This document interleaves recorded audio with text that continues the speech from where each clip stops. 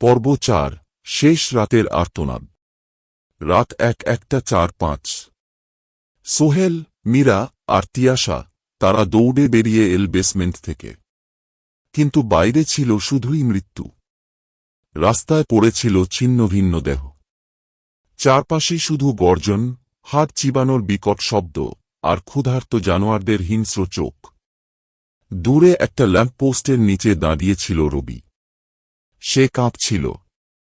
তার শরীরের অর্ধেকটা এখনো মানুষের মতো, কিন্তু বাকি অর্ধেকটা। তার মুখ লম্বা হয়ে গেছে, তীক্ষ্ণ দাঁতগুলো মাংস ছিঁড়তে প্রস্তুত। সে কাঁপা গলায় ফিসফিস করে বলল, আমাকে বাঁচাও। তারপরই তার শরীর পুরোপুরি বদলে গেল। সে এখন আর মানুষ ছিল না। সে এক বিকট গর্জন করে সোহেলের দিকে ঝাঁপিয়ে পড়ল। সোহেল আর দেরি করল না।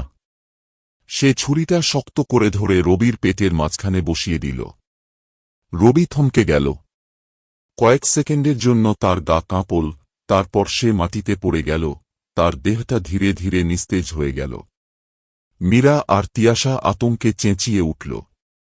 কিন্তু তারা জানত না, সোহেল নিজেই বদলে যাচ্ছে। রাত ১:৫:৫। সোহেলের হাতে দানবীয় নখ বেরিয়ে আসছিল। তার চোখের রং বদলে যাচ্ছিল।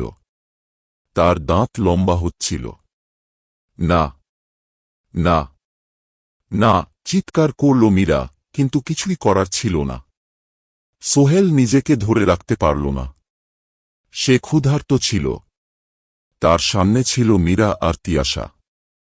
শেষ মুহূর্তে, ঠিক ১:০২টা বাজার আগের মুহূর্তে, সোহেল বিকট গর্জন করে ঝাঁপিয়ে পড়ল।